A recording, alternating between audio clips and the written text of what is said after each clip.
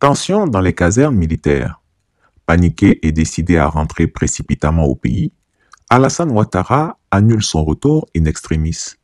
Que se passe-t-il réellement? Voici nos analyses.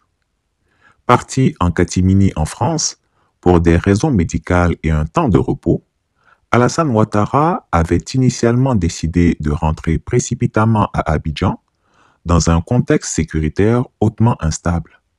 Mais dans un revirement soudain, son retour a été annulé au dernier moment, révélant une fébrilité sans précédent au sommet du régime. Selon des sources sécuritaires concordantes, plusieurs casernes sont en proie à de profondes tensions. Des frustrations longtemps contenues refont surface dans les rangs militaires. Promesses trahies, primes impayées, promotions arbitraires, humiliations quotidiennes, etc. Tout cela forme un cocktail explosif. Même les plus fidèles commencent à douter.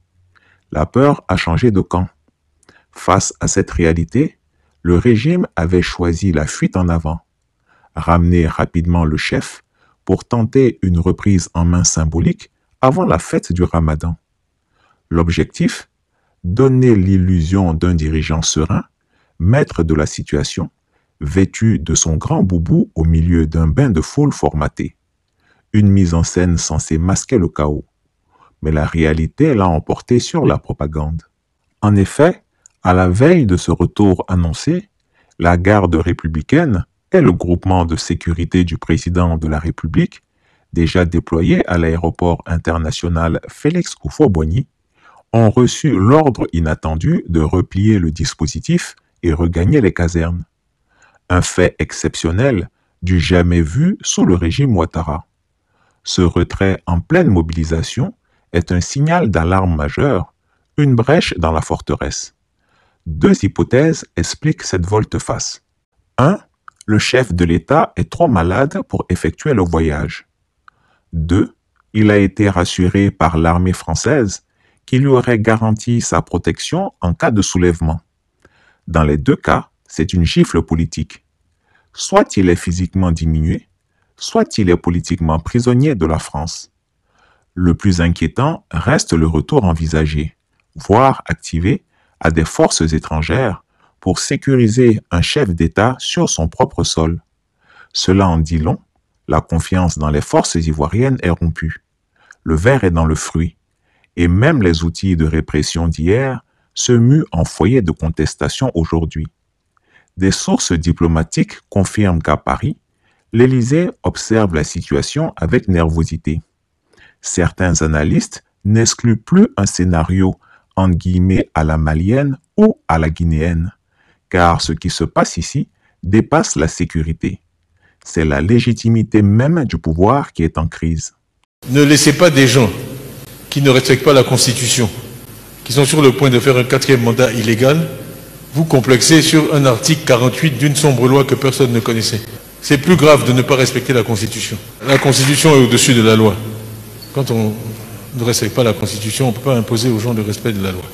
Dans les casernes, la nouvelle de l'annulation du retour présidentiel a été accueillie avec sarcasme et résignation. L'impression qui domine, le régime vacille et le tyran Ouattara le sait. Plus personne ne veut sauter pour un système qui protège une élite retranchée, pendant que l'appareil d'État s'effondre avec le mépris, le mensonge et la peur. À ce stade, ni la présidence, ni l'état-major n'ont publié le moindre communiqué.